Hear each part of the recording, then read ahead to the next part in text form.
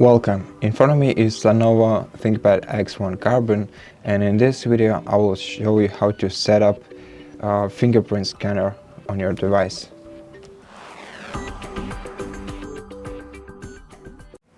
So to unlock your device using Fingerprint, first you have to open the Start menu, go to Settings, then select Accounts.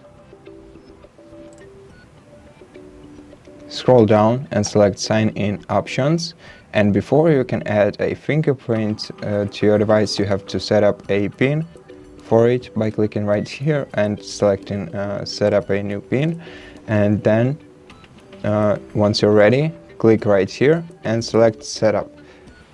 Now let's select Get Started, enter your PIN number, and to set up a fingerprint you'll have to place your finger on the scanner, which is located right here next to your touchpad, and just keep pressing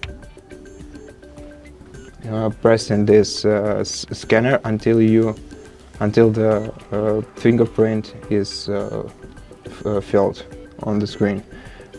Okay, and once you're done, let's select Close.